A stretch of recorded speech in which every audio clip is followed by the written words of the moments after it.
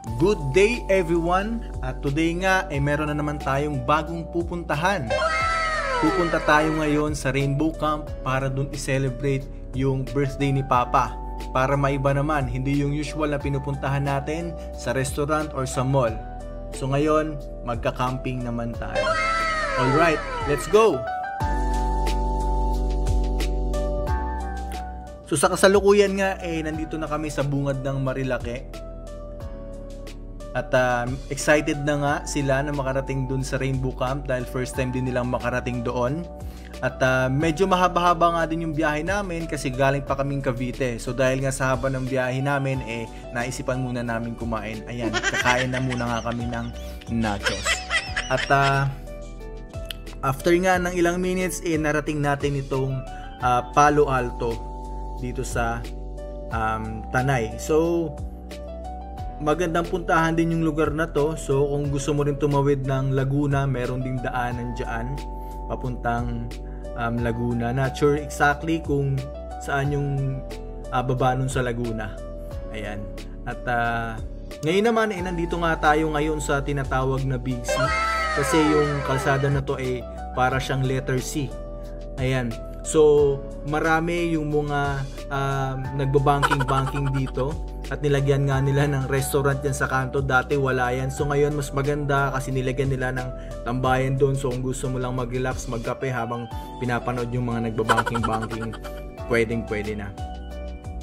At ngayon naman, nandito naman tayo sa tinatawag na Devil's Corner. So ito yung bagong pinupuntahan na ngayon ng mga nagmumotor. Ayan, for example, yung mga nagmumotor na yon. So kapag dito nga tayo sa Marilake, ugaliin na lang natin na magbusina para aware yung mga kasalubong natin ng mga nagmumotor na meron silang kasalubong na sasakyan dahil yun nga takaw aksidente yung mga kalsada dito. At ngayon naman nandito na, papasok na tayo ngayon sa parking ng Rainbow Camp. At malaki na yung in-improve nung lugar. Doon pa lang sa bungad mas maganda na yung kalsada unlike before na medyo malubak, medyo mahirap yung mga maliit na sasakyan pumasok. At meron pang parking dito sa taas, mas maganda, mas malapad. So mas safe na yung sasakyan. And then yun nga, after nga namin mag-park ay dire-diretso na kami. Papunta naman kami ngayon sa registration area para mag-register. At ayan na nga yung birthday celebrant natin. Excited na rin na mag-camp dun sa taas. So before nyan, kakain muna tayo dahil mahaba-habang lakaran nga yung aakyatin natin.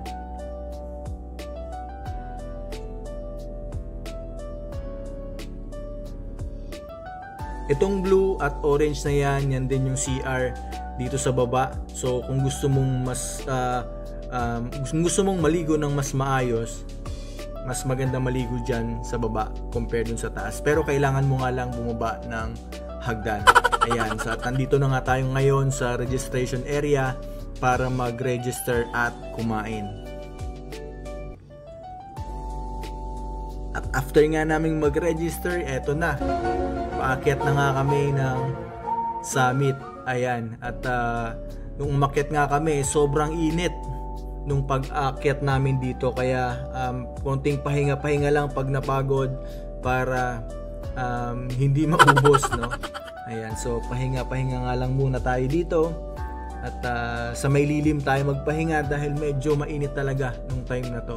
At marami nga rin yung mga nagka-camp dito. Meron ding mga kubo-kubo dyan kung ayaw nyong magdala ng tent. At after nga magpahinga, tuloy-tuloy na tayo sa pag-akyat. At ngayon nga, si Mama yung may dala ng camera dito at sinusundo na nga siya ni Papa.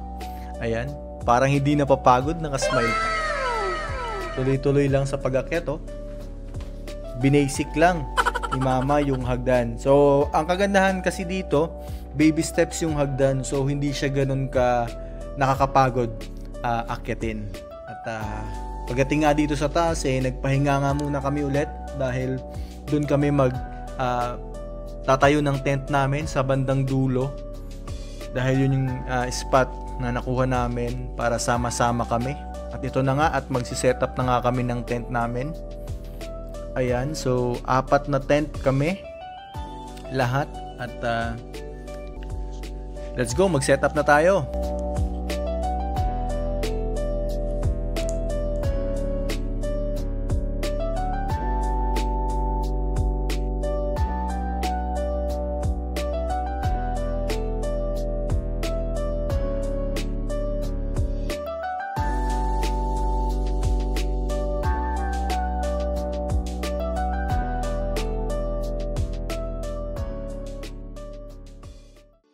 At syempre, after mag-setup ng tent, ito na, nagpre-prepare na sila ng dinner.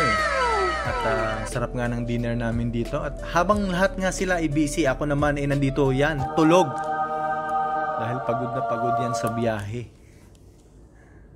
Ayan, so after nga nun, kumain na kami at hindi na nakapag-video nung gabi at ng umaga na. Ito na nga yung bumungad sa atin. Ayan, ang pinakaabangan ng lahat. Tingnan natin kung may sea of clouds. Ayan.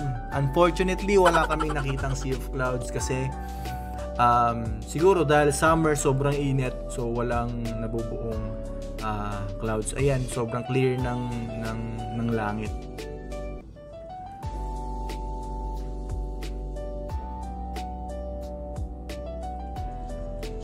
At ito naman yung view pagdating doon sa bandang taas. Ayan. Sobrang ganda ng view dito kapag merong sea of clouds. Ayan, but that time, ito lang yung magandang view na nakita ko. Alright. Busy nga sila magluto ng breakfast at kami nga pupunta naman kami sa baba para samahan ko yung asawa ko para maligo. Ayan, so mas maganda kasi maligo dun sa baba kasi mas bago yung tubig.